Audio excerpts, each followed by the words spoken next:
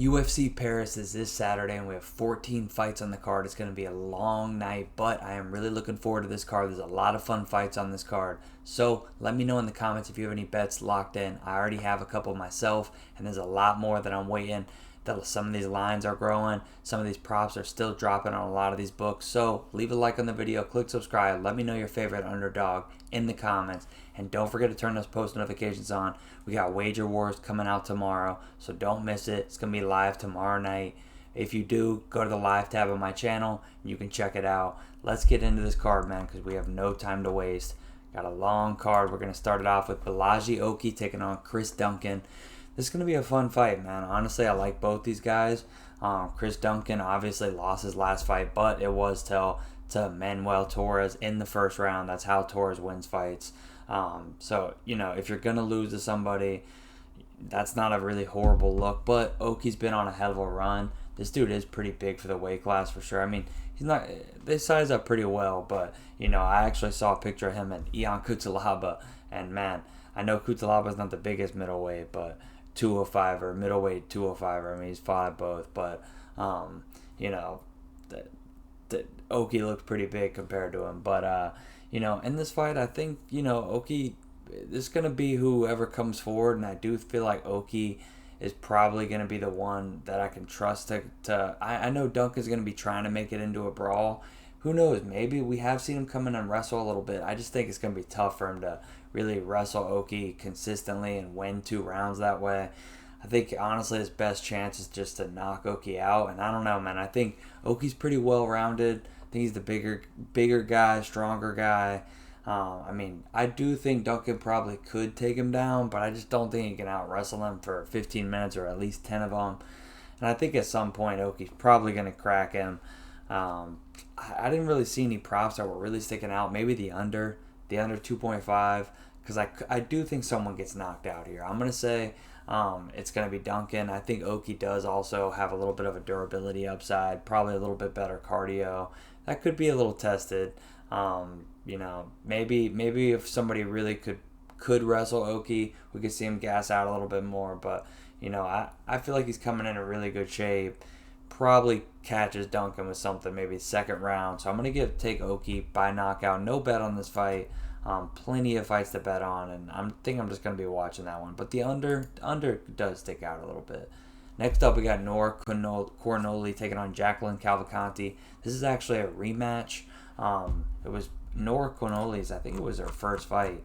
And I should mention, it was her first fight. She lost by decision. And Cornolle's last fight, I bet her inside the distance. Or actually, I bet her money line, and I bet the under. So those both cashed at big plus money, and I bet her against Jocelyn Edwards. And I've been hearing everybody saying that was a robbery. It was a close fight, but I think clearly I was on the right side. And Cornolle's been slept on a little bit. Now Calvacanti, on the other hand, I gotta be honest. I bet Jousset Nunez, and I've been hearing everybody saying, "Oh, that 30-27 was awful." Yeah, the 30-27 wasn't how I scored it, but I think 29-28 either way is honestly, watch that fight. Jousset Nunez did have the big moments. Now, yeah, she was getting outlanded, but I didn't think there was any time she really hurt Nunez. Yeah, people were like, look at her face. Yeah, her face was showing some damage, but I hate that argument, first of all. At least it's not a high on the totem pole for me. Jousset Nunez hit her with the shots that, there was moments where I was like, oh, this could be it. Classic Joe Rogan. But, so didn't know if she won that fight. Zaire Fair,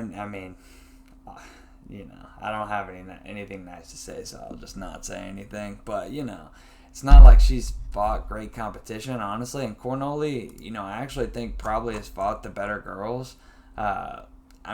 It's not by much. Honestly, it could be about even. But, the beating Mullins up like that was a pretty big beating she put on her. That was pretty impressive to me. And also, she's been fighting out of here. Obviously, this is, the Paris card. I don't want to get into the whole card, but, she's obviously going to have that hometown rub. Jacqueline's also taking this fight short notice. She just fought a month, maybe 6 weeks ago or something. Was it even that long? The 24th. Yeah, so it's been it'll have been 5 weeks. So it's not long to turn around and come all the way out to France. You know, I don't know. I think Cornolle's definitely the side, and I'm gonna be playing either her or her handicap plus 3.5. I don't know which because the line's going in my favor, and I don't see the handicap out anywhere. At least I checked, Bet365, DraftKings, Bet Online. I didn't see it, so I'll keep looking. But I haven't seen that out yet, and it's not up on any of the track line sites. So, I'm definitely on the Cornolle side. I'm gonna pick her outright. I'm gonna pick her to win by decision. But honestly, man, she's got finish upside. She could catch Calvacanti. She was getting caught by Nunes, and yeah, I also think people have been saying Cornolle isn't. I actually think her volume's a little better than Calvacanti. It's just we've seen Cornolle actually fight a couple grapplers, and I haven't really had to see Calvacanti defend, take. I mean, Nunes was a little bit, but I think these two girls are just going to stand in front of each other and strike, and I actually think Cornolle probably will outwork her if she has the big shot moment upside. So I get it. People seem to be a little higher on Calvacanti than me. Maybe I'm biased because of that last fight, or because I've been making money on Nora, but I think she gets it done here, man. I'm going to take Cornolle by decision, and let's move on to the next fight. We got Daniel Barez taking on Victor Altamirano. This is an interesting fight, man. This is pretty interesting here. We've seen a little bit of line movement.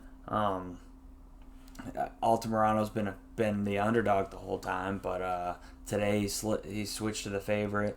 So pretty interesting. People tend to sleep on Altamirano, and you guys know.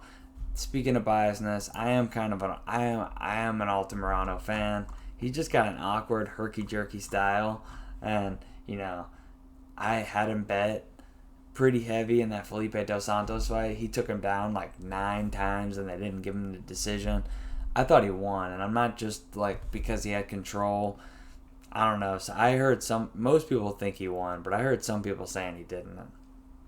I just didn't see that argument. I faded Felipe in the last fight too. That was easy cash against Lima, but that's beside the point.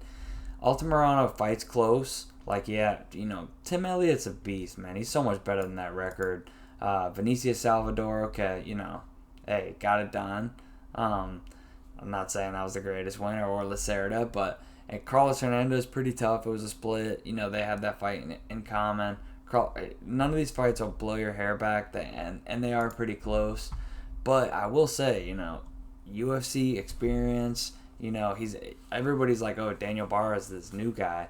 He's actually older here, and then you go through his fights, and he is pretty maybe I want to see how they look on the scales, but definitely looks like he's trying to put some muscle on. And I will say, I'll give him a little bit of a pass. Fiallo is a beast, but he did just kind of absolutely put some hands on him, then ragdoll him to the ground, and then submit him easily. I don't know if he would do all that to Altamirano, but he just straight up big bro'd him. That was bad. And then I watched some of these fights, and he also lost the split to Carlos Hernandez, but it's just who are some of these fights, man? I mean, I was losing interest pretty fast trying to watch some of these, and it became pretty obvious too. This guy doesn't seem to have the best gas tank. I've seen him slow down in multiple fights against low level competition. If he can't get you out of there early, he starts to slow down. I don't know, man. I like Altamirano. You guys know I've bet him, and I've bet him in his last. I actually don't think I bet him in the Elliott fight, thank God, but I feel like I've lost money on him at different time. Maybe it was the Carlos Hernandez fight. I have to go back and look, but I actually don't think I had money on this fight. But I think I know I had him here, and then I think I might have had him in this Hernandez split loss. But so it has burned me a couple of times. But hey, that just means it's time to come back around, baby. And Altamirano, I got him right before the plus money was gone. You might be able to get it back, man. I feel like people are on Barez. I'm actually surprised to see the line flip. Altamirano always gets slept on, man. I think you're gonna get this back. I almost didn't even bet it because I was like, I feel like this is gonna come back my way. But I got Altamirano plus 107. You know, I was almost like I could totally see this flipping back, man. People are gonna see Barez looking like he put some muscle on. He's looking pretty jacked right now, and especially, I mean, even though he's not the biggest frame wise, you know, I don't know. I wouldn't be shocked if that happened. So you might still be able to get plus money, but you know, plus 107. And yeah, we have a lot of fights to get to. So like Altamirano by decision. Let's move on. Eileen Perez taking on Darya Zelenikova. Zelenikova, she fought Masaryk Rendon. Oh my god, I had that fight to go to decision, and that was a sweat for no reason. I think it was like a rare parlay for me that I had that fight to go to decision, and I did not intend to sweat out a minus whatever it was, like 350 or something that hard. It might not have been that bad, but might have been like 280 or something. Who knows? I'd have to go back. But in this fight, you know, I will say Darya, like, it was kind of weird, man. That third round, I was like, okay, Rendon is like a gas bag. Like, put hands on this girl. But, like, I don't know what she was doing, man. That was a really weird. She was getting hit by, like, the most unnecessary, overextended shots. Like, it was pretty shocking to see her get hit by some of these shots when I do think she's a pretty solid striker. And she should have a striking edge here against Eileen Perez, you know. Gonna have the obvious height and reach. Perez kind of just like a pit bull. Good cardio, good solid wrestling. Doesn't seem to be able to really... She's not the biggest finisher. She's really just going to control you, you know, score. And, hey, at the end of the day, if you're a bettor, we're not talking about entertainment right now. We're trying to make money. So, you know, I get it. Like, I get why she's a favorite. She probably should be a decent favorite. You know, she should be able to go in here and get takedowns. We saw Rendon able to get some, not only land some shots in the feet, which, you know, is a little sketchy. And Darya was bloodied up a little bit. It was kind of sketchy. People were saying Rendon might have won that fight. I almost bet her as a huge underdog, but I only ended up going with fight goes the distance. And, yeah, I mean, it was a close fight. I do feel like Perez should be a decent favorite, but I feel like, you know, trusting Perez at this kind of line, a little wild. I wouldn't be parlaying her, honestly. I get it. You know, that's not really me, so... If you're going for a parlay piece, still, I think there's probably better ones on this card.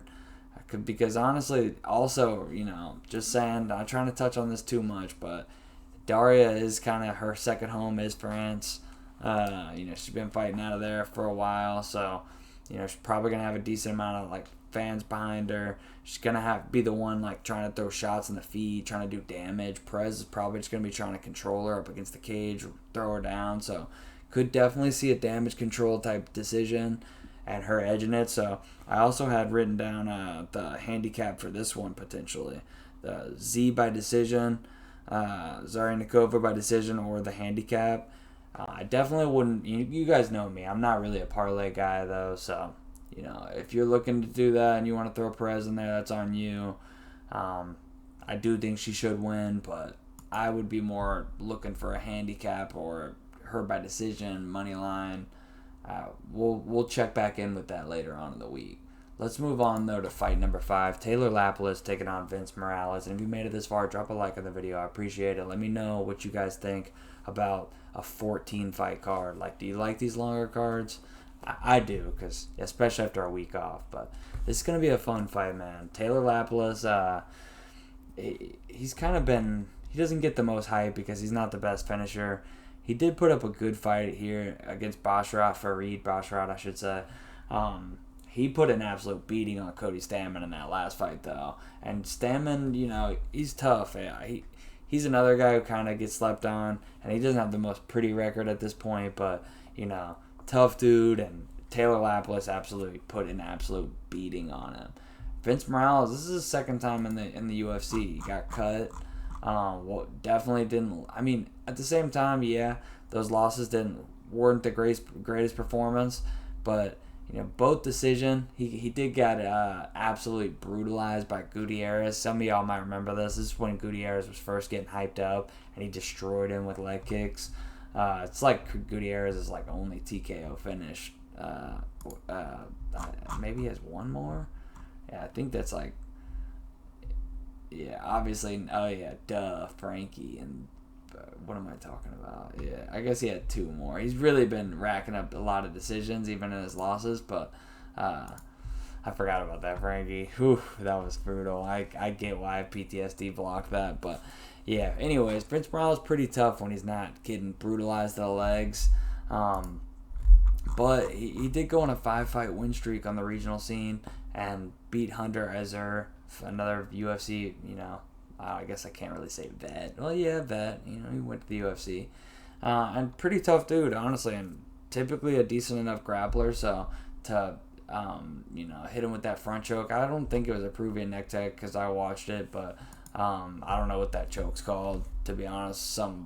It was like a modified grip, so I'm not entirely sure. It wasn't like an anaconda or a darce or anything. But nasty choke. And I do think, if he is able to get Lapilus down, that would be his best path because Lapilus got a chin on him. He's going to be able, even though he's not like the tallest, lankiest guy, he's good at keeping you at range and just using his kicks, using that side kick to the gut. I just think he's the much better striker. I'd be really surprised. I mean, obviously it's a cage fight, but still, it's not like we're talking about a plus 500 or something. So on the feet, Morales probably going to get chewed up with kicks.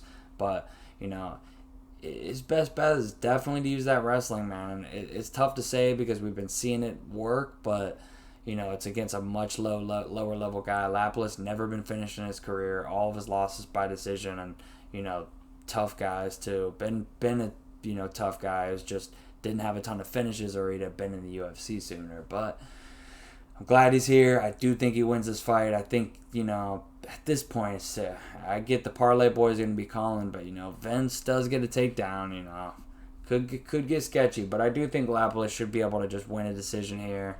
I would probably be parlaying Lapilus before I'd parlay Perez, but that's just me. But at the same time, I won't be parlaying either. You guys know me; it's not really my style. Next up, we got Ludovic Klein taking on Roosevelt Roberts, and this, I mean, it's gonna be fun for however long it lasts, man. This line's actually blown out even more. He's like minus 1100 right now, Klein. And I get it. Honestly, this is a tough fight back, man. I'm glad Roberts is getting. I mean, it's his second fight back.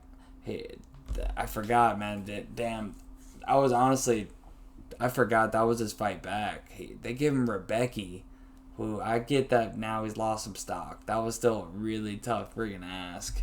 And then they're like, okay, here's Klein. You're just going to be another huge underdog. Because the thing is, Roosevelt Roberts is pretty solid, man. Went back to the Ultimate Fighter after, getting cut, basically. I mean, demoted, or basically. And then, did pretty well. What do you go, like 2-1 on there? Honestly, that was like 2 seasons ago. But, pretty solid in the striking, but he's pretty hittable at the same time, and really needs to latch in a choke, especially here. Like, his best bet is to just find the choke because, man, Klein's really turning into something, man. I always thought this guy was really good, but then he just didn't quite meet my the expectations I had for him. Seems like he's turning that around, bro. And I mean, the strength and conditioning is going very well for him. Dude is yoked to the absolute gills. There's going to be a huge speed and power advantage here, man. Honestly, unless Roberts catches him with that long straight, he'll throw from both stances, but unless he catches him with that long shot and then just is able to catch Klein and a front choke, because other than that, I really don't see it. The funny thing is, there's all this height discrepancy. The reach is about the same, but Roberts really does have really nice chokes, like front choke series. That's what he's going to have to catch Klein with. I don't see him knocking him out. Klein's typically, he's been hurt, but he'll recover well. I just don't see that happening. But if Roberts went, I actually did see the Roberts sub is, what is it? Robert, I didn't write it down what the number is, but I'm going to pay attention to it because if it gets absolutely absurd, I might, throw a little sprinkle. But the play I think I really will play on this fight is the Klein KO. I haven't bet it yet. I have it underlined on my sheet here. Klein KO minus 115. Now, I don't typically play props. that often, especially like, when I play props, they're like big plus money, like little sprinkles, and I'm pretty good at playing those. But when I'm playing the contrarian, when it's a big jiu-jitsu edge and the KO's plus 800, 1800, we're gonna be talking about somebody I just hit one of those on later on in the card in the main event. But I honestly really do like. I don't think Klein's gonna submit Roberts, and I don't see this going 15, man. I think Klein either knocks him out or Roberts sinks in a front choke. But we'll see. Obviously, I lean heavily with the big favorite, so it's not a huge hot take here. We can move on. Next fight, we got Omar Sy taking on Dawoon Jung. Man, so crazy. Dawoon Jung coming in as a huge underdog, and it's not crazy, but it's just crazy because not too long ago, it's like he had some hype. Honestly, okay, I can't say too much hype. He did have that freaking draw to Sam Alvey, but that was a little generous, I feel like. I was happy for it as a Sam Alvey fan, but then again, I guess I'd have to watch it again. He did crack. What did he? I think he knocked him down twice.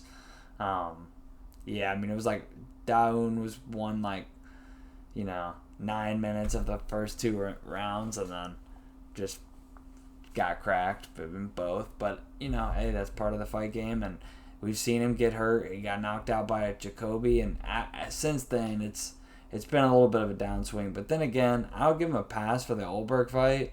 He did get beat down pretty good, but Devin Clark, that was the one where I was like, damn, okay, well, big, like, I got to look at this guy differently now, honestly, because I'm not even trying to knock Devin Clark that bad, but just the way he was able to just kind of manhandle him a bit, I was like, okay, well, because I've seen Dawoon Jung mix it up and do some grappling. I never thought he was a world beater on the mat or with the wrestling, but he could hold his own. But here, man, Omar Sy, first of all, this dude is also huge. Dude's got an 83-inch reach. That's pretty crazy. That's up there with some of the longer reach in the UFC.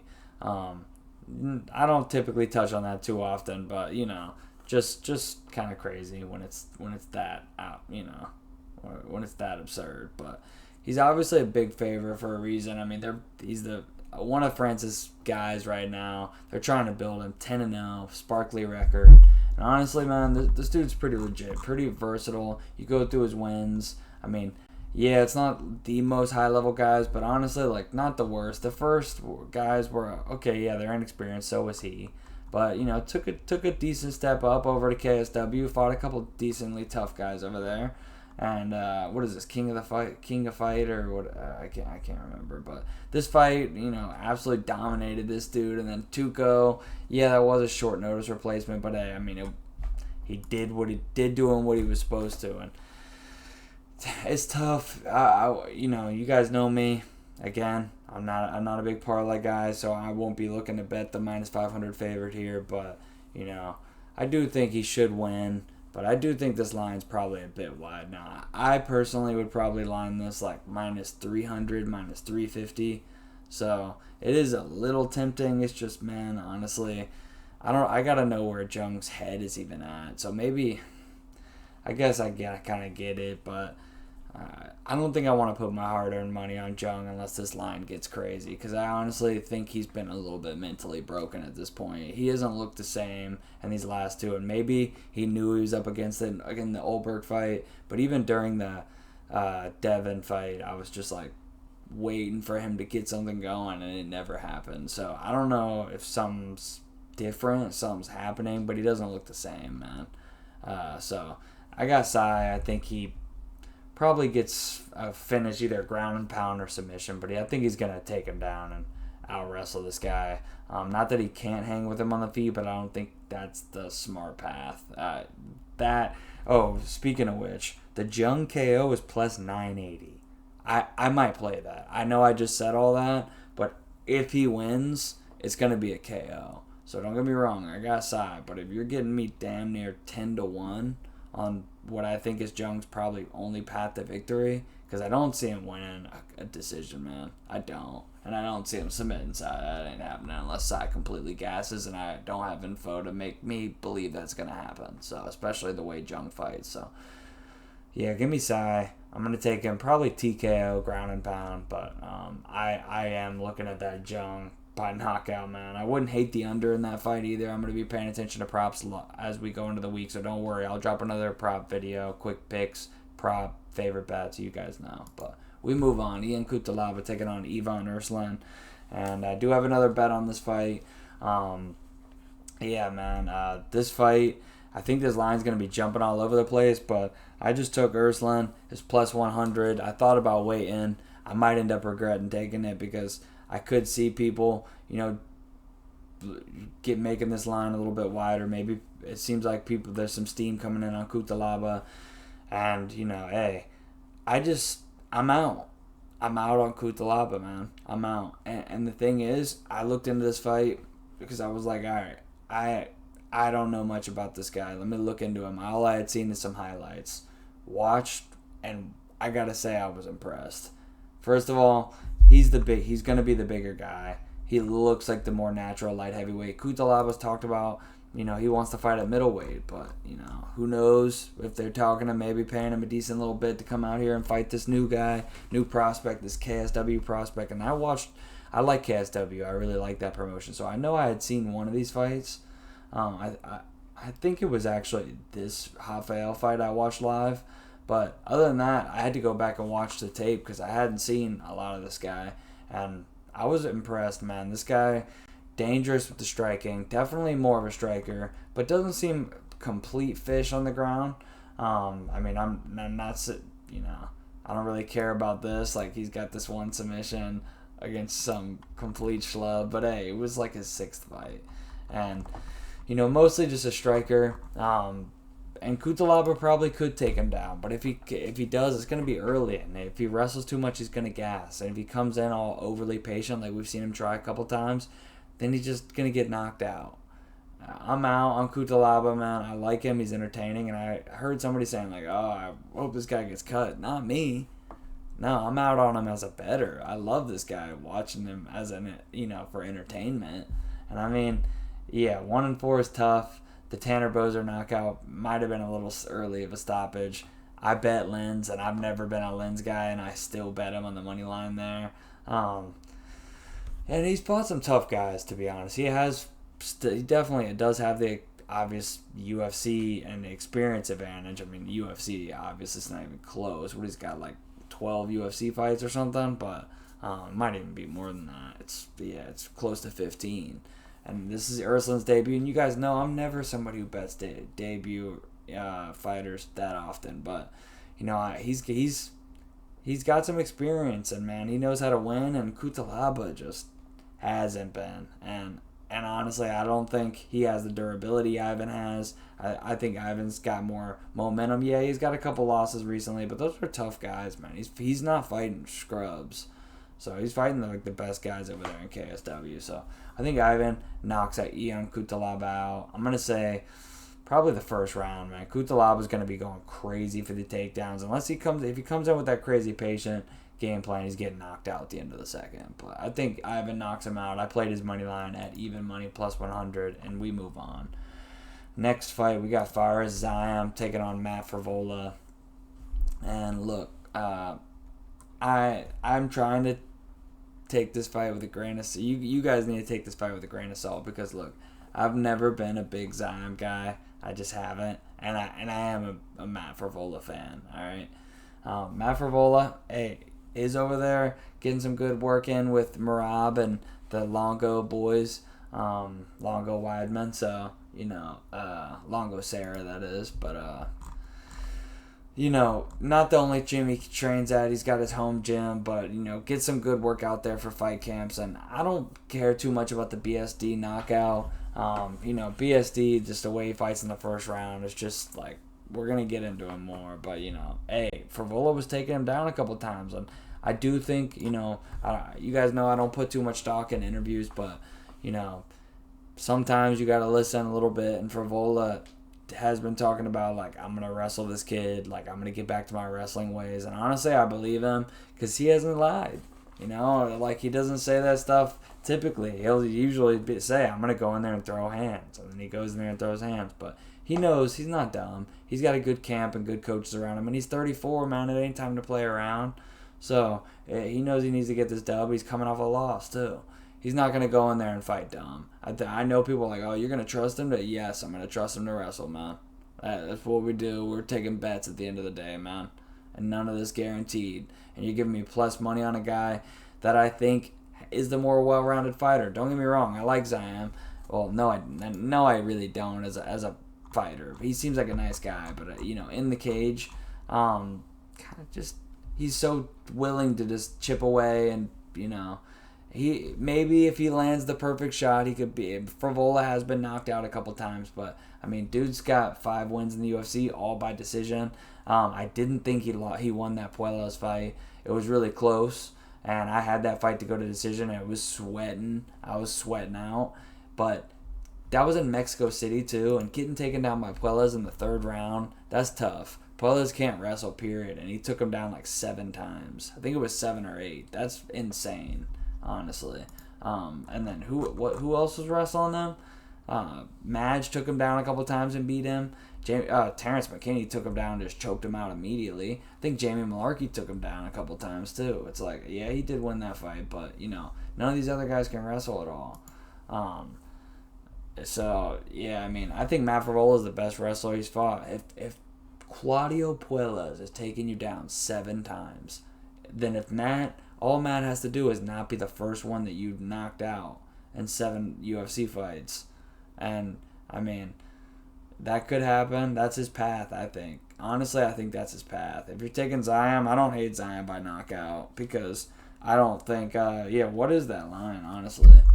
Like, that might be a little interesting just because he has no knockouts in the UFC. I've been trying not to do this because there's so many fights. I'm sorry, but it is what it is. Ziam by knockout? No, get out of here. Okay, anyways, I thought it'd be a better line because he's a knockout. Because I honestly don't see him win a decision, man. I know he's a decision guy. So, man, that line's crazy. That's wild. But I don't see him winning a decision. And I'm saying that, and hey, that dude's going to freaking find a way to win another boring decision. But no, I think Matt can take this guy down, man. I'm going to say Matt gets the takedowns. I'm waiting because that line's going up. There's several lines on this card that I will be betting 100%, but I haven't yet because they're just going in my direction, and Frevola is one of them. I will be playing his money line. Probably won't mess around with any props in that. Probably just going to play a straight money line because I could see him knocking Ziam out. I think he's the hardest hitter that Ziam's fought too. Like, who's Ziam fought with any punching power or wrestling? Frevola's got both of those. Just don't get chinned, Frevola. You got this. Next up, we got the biggest favorite on the... Actually, is he the biggest favorite on the card? At this point, it's him and Klein. But Morgan Charriere taking on Gabriel Miranda. And, yeah, don't read too much into Charriere's record. He is very good. He has fought good competition before the UFC, and he's very well-rounded, very tough, too. What has he only been finished, like, once or twice? Is it once? Yeah, just once. It was a submission, too, like, forever ago. So, that's going to bode well for him in this fight. And that's why he's such a big favorite, because Miranda here, he's kind of a one-trick pony, man. He's a 2-trick pony. He's got an absolutely beautiful mustache, and I am, you know what? Respect.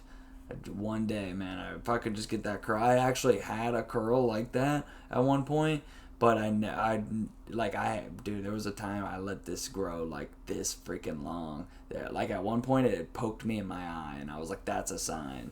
But I never was putting the wax on it and stuff, so it was just like crazy. But anyways, we get into the important stuff. The important stuff is Morgan's probably gonna beat him down because Gabriel has good jiu-jitsu, but he does have a pretty nice single leg, but it gets a little predictable, and I think somebody like Morgan, he's got not the best record, but he should be able to keep it on the feet, stop that single leg. Miranda will try to take the bat from the feet, try to duck under, but I don't really see that happening too much. I feel like Morgan should be able to just piece him up, but I will say Miranda literally has 16 of his 17 wins are by sub, and his sub is plus 1100.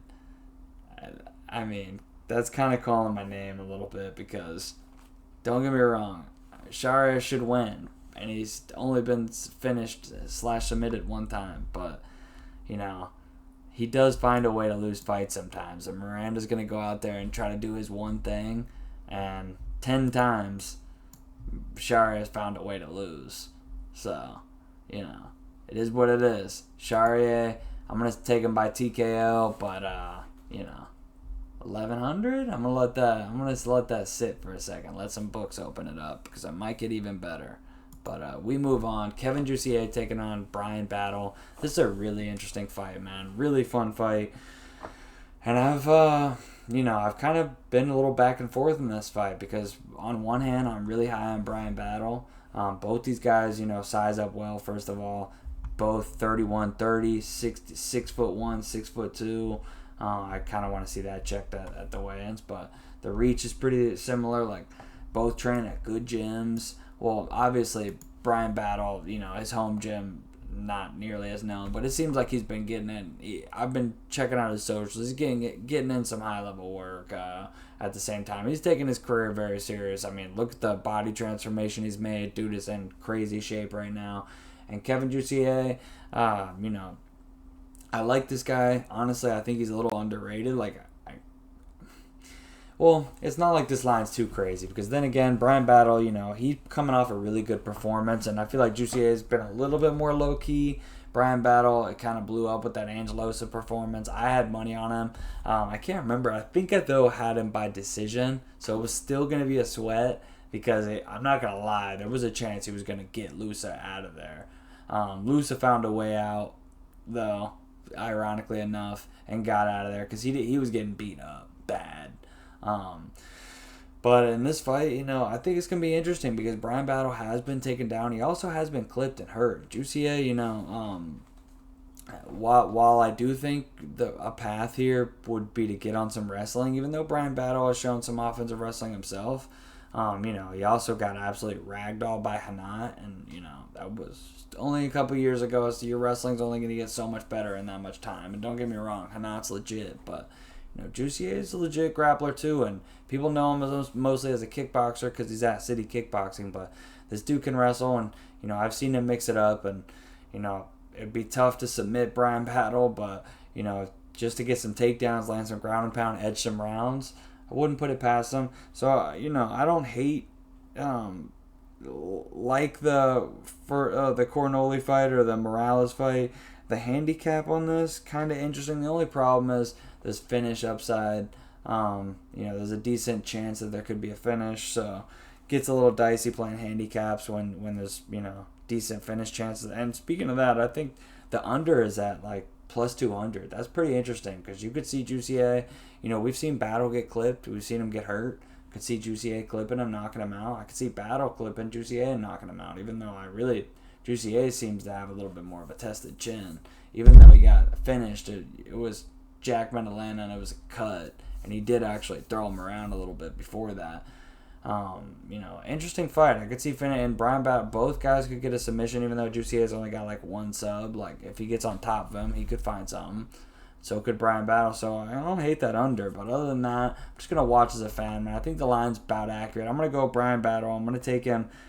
I'm pretty torn on the actual pick. I like the under at plus 200, but honestly, if gun to my head, I guess I would say Brian Battle by decision. So maybe I won't play the under, but it is plus 200. And I do feel like it's pretty 50-50. But I will say a close, competitive decision, Brian Battle, and we'll move on. This fight is very interesting. We got William Gomis taking on Joe Anderson Brito. And big favorite, Joe Anderson Brito. And, you know, on one hand, I get it. Obviously, you know, first of all, dude's absolutely jacked to the gills. Classic shoot-to-box fighter. Submissions, big power, super dangerous. I mean, you go through his UFC run, it's pretty impressive, man. Obviously started it off a little roll. No. Let's back it up a little bit more. Beat Diego Lopez. It was a little weird because it was a technical decision because I can't remember. It was an eye poke. I think it was an eye poke, and he couldn't. I need to go back and rewatch that before Thursday's video, but think it was an eye poke. That was one of the only ones I didn't go back out of these older fights. But, the Chepe Mariscal fight, knocking him out, that's pretty tough, durable guy, first of all. Really, to back it up. But, Diego Lopez, still, even though they didn't get to fight that third round, still obviously a good win. He was putting in a pretty solid beating on him. The Bill Algeo loss, not great, especially because Algeo kind of fights similar a little bit, except Gomis. Gomis is probably a little bit more athletic, a little quicker. I kind of think that's a little bit interesting coming into this fight because don't get me wrong, the Feely win, pretty legit. Don't really care about those next two, especially Weston Wilson, no disrespect. Jonathan Pierce was ragdoll on this dude, and then he had that meme moment, gets the comeback choke. That was crazy. Jack Shore, that was also kind of a weird. I mean, don't get me wrong, I had Brito bet on the money line, and he was putting a pretty solid beating on Jack Shore as well, but obviously a little bit of a weird finish. I think the stoppage was justified. That cut was brutal, but still just a little bit of a weird situation. But Gomis, dude, this guy he could pull off the Algeo because while I do think, Brito's gotten better since then, he's super dangerous, he's going to have the finish upside. I think Gomis gets a little too much slack because he's boring. Like, his fights can be slow. And don't get me wrong, the Gomori fight, nowhere near the level of competition. The Gomori fight, obviously got him out of there, but, Gomori, not the craziest, not the best. I think the records, we've talked about it. It's a little deceiving. Francis Marshall, it was a split. Hey, he got it done. I thought he won. I thought he beat Jarno Aarons. Those are both tough guys, honestly. Those are solid wins. Beyond that, okay, yeah, it's not the greatest, but, I did fight Morgan Charriere, speaking of which, got heel hooked, meme. But and then his other loss was he was the B-side here for a pretty legit guy, man. This dude that was a pretty tough debut, honestly. So in this fight though, I really do feel like this is the big cage. Obviously he's fighting at home, and he's a big underdog, and this line's gonna keep growing. People are gonna parlay Brito, and I'm gonna wait and let them keep parlaying him, and I'm gonna put a little bet on Gomis. Don't get me wrong, I hate betting against my boy Brito. There's a couple people I got to bet against that I really like on this card. And, I like Brito. I really do. And he's so fun to watch, man. And honestly, I do feel like, gun to my head, he probably does catch Gomis with some and then latch up a sub. But Gomis shown a chin. He's shown cardio. He's shown good footwork, good speed. And he knows how to win. And, dude's in great shape. He's the bigger guy. Brito is obviously the thicker. He's jacked and he's going to have some strength on him for sure. But, I don't know if Brito's just going to wrestle the whole time. And, on the feet, he's going to have a tough time tracking Gomis down to land these bombs. I think Gomis is the money line side, man. Don't get me wrong. I will pick Brito to latch up a sub. But I have plenty of underdogs picked on this fight, on this card. I'm not gonna pick Gomis outright, but I'm gonna be betting them. I'm just gonna let this line keep growing because it's getting crazy. But I think Brito should be like minus 160. Because of the finish upside, maybe minus 200. But we're getting into. I think he's gonna get crazy. I don't think crazy, but I think, what is it right now? I'm going to try to stop doing this, but for the last time, check one more line. What is he? Yeah, he's minus 300. And I think that's going to get to at least 350, but probably beyond, man. Honestly, I haven't seen anybody on Gomis, so yeah, I'll take Brito by sub, but the money line the bet will be Gomis, and I think I'm going to play that. And honestly, when I say Brito by sub, I think like minus 160. So we move on to the co-main event. Nasruddin Imavov taking on Brendan Allen.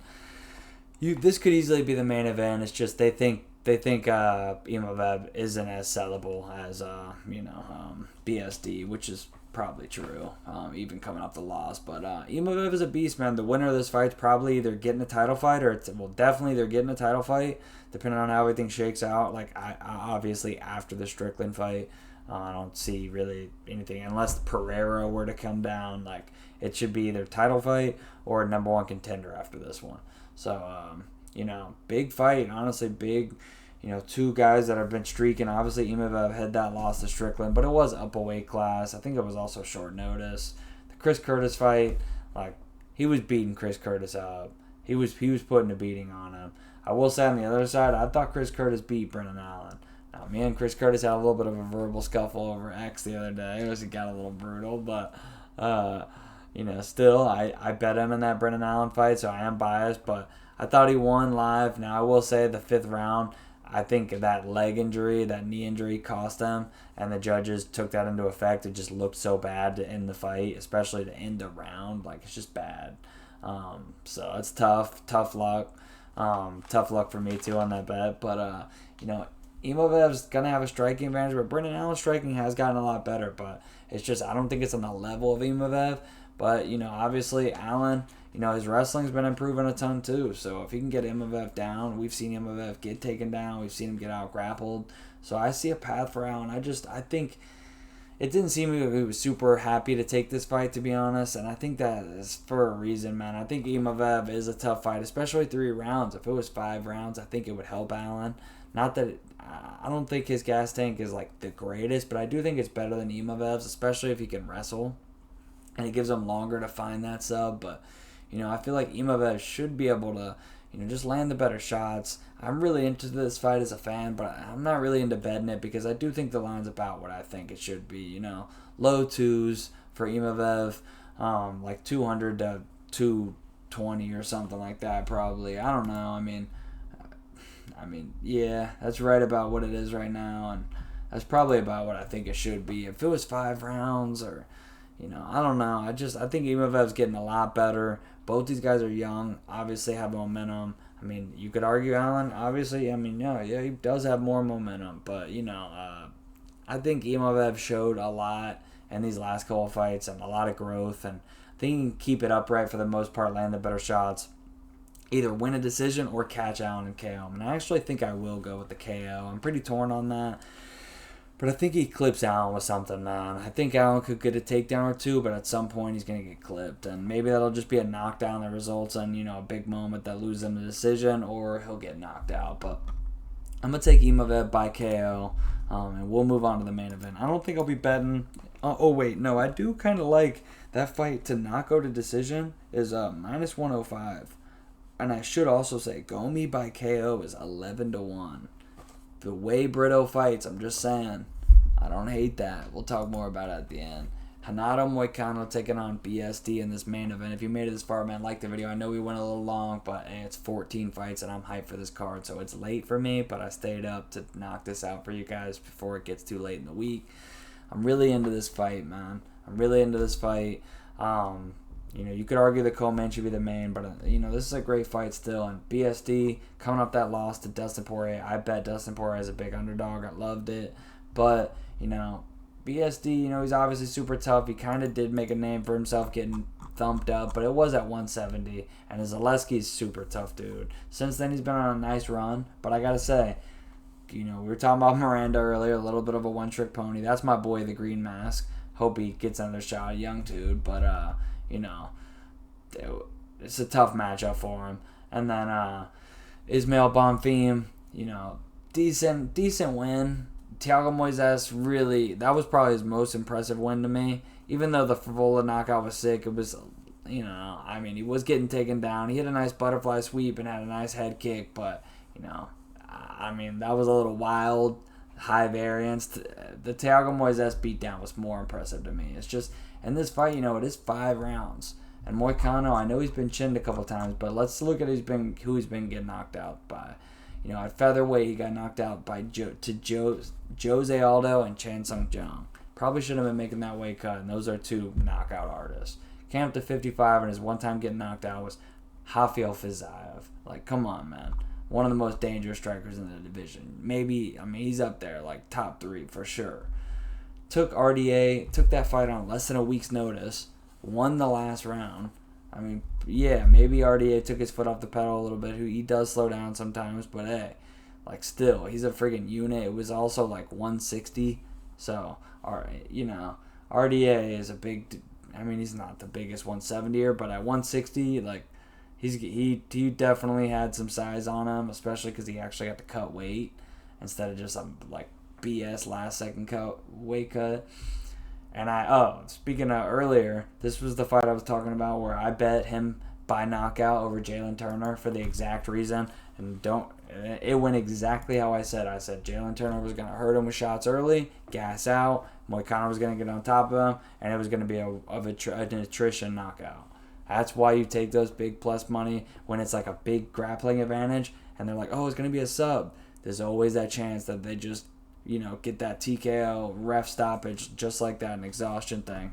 And I've seen that happen to Turner before, and I knew Moicano could put him in a vulnerable position where they just had to stop it, and it went exactly how I said it would. And so maybe I'm going to be biased and with Moicano, but especially, bet him and the prop, made money, bet against BSD, made money in their last fights, but and I also am a big Moicano fan, but I gotta set all that aside, and I get it. 28 coming into his own. They're in France, the big star main event. I get it. I think he probably should be a slight favorite. I just don't think he should be this much of a favorite, man. I think 5 rounds is really dangerous. I think 5 rounds is really dangerous for him the way he fights. I get he had staff in that last fight, but still seems like a guy who's going to come out, kill or be killed early. And, I get Moicano's 35 and he's been finished a couple times and BSD's got power. But, I think Moicano knows it's now or never for him and at this highest level. And, I don't know, man. I think he could pull it off. So I'm pretty 50-50 as far as a pick. But, you're giving me like plus 200 beyond that, like plus 235. Yeah, I'm going to let that keep growing. I guess I'll chump out. You know what? I'm picking Moicano straight up, man. Because I'm pretty 50-50 on the pick. And so, you guys know when it comes to my pick, not bet, I just pick like straight up. Like, I don't care if it's minus 5,000. If I think they're going to win, I'll pick them. But you know what? I'm actually genuinely going with Moicano, man. I get that BSD's got some physical advantages here. And we've seen a little bit of durability issue from Moicano, but I think he pulls it off, man. I'm going to go with another underdog. I know I got some serious underdogs on this card, but I think there's some live ones, man. I think Moicano is one of them. So give me Moicano. I'm going to say he gets the 3rd round submission. I think he gets the back in the 3rd and submits him. So I'm going to run through my picks real quick. Moicano by sub, Imavov KO, Brito by sub, Battle by decision. Morgan Charriere by TKO. I'm going to go Matt Frevola by TKO. No, sub. I'm going to go... Actually, yeah, I'm going to go TKO. I'm going to go Ivan Erslan, knockout. Omar Sy, TKO. Ludovic Klein, KO. I'm going to go Taylor Lapilus, decision. Eileen Perez, decision. Victor Altamirano, decision. Nora Cornolle, decision. And Balagioki, knockout. So a lot of decisions in the prelims and then a ton of knockouts and finishes in the main card. As far as my bets, I already have Erslan plus 100 locked in. That's at Bet MGM right now. Altamirano plus 107 on Bet Online. Bets that I'm for sure locking in is Moicano's money line, Gomis money line, Frevola's money line, and Cornolle's either money line or handicap. Some bets that I'm not for sure about, but I'm probably gonna play. I like that main event starts round 3. It's plus 105. I think I'm gonna play that, man. Moicano's KO. Am I gonna go back to back? I hit it like 16-1 last time. It's 14-1 right now. I'm gonna let it hit other books, but BSD is somebody who, if he gasses out again, I know it was staff last time, but I've seen him gas out in other fights, and I don't think he has the best gas tank, and it's 5 rounds. So I could see Moicano getting on top of him, getting back-to-back. I think it's going to be the rear naked choke, but I could see the KO at a crazy number. I don't think it's a bad play. The co-main event doesn't go to decision. I don't hate that. It's like even money. Gomis KO. Seriously, the way Brito fights, 11-1. The under in that battle fight is interesting. Miranda sub 11-1 is interesting. The KO for Jung, or the under, kind of interesting. That KO for Klein, though, I really like. There's the Robert sub or the under is interesting, but I think I really like that Klein KO. We'll talk more later in the week. The the chick fight with how do I say her freaking name again? Zelnikova. That's it. I don't hate her by decision or the handicap. And that's about it. I don't hate the handicap on the Morales fight either. But, just looking at those, wanted to throw some out since we already went long. Appreciate y'all for tuning in this long. But, hey, we got 14 fights, and it's a big card. And I look at this as pretty much a pay-per-view, even though it's free card. So enjoy, like the video, comment. Let me know your favorite bets. Let me know if you like. I know some of you guys do, but let me know if you don't. Do you like these longer videos for the full card breakdown? You guys know the shorter video will be out. Probably going to do it Friday since I dropped this Wednesday, so I'll probably do that Friday morning or something like that. So do you like these longer ones? Let me know. Like the video, comment, subscribe, post notifications. Appreciate y'all. Peace.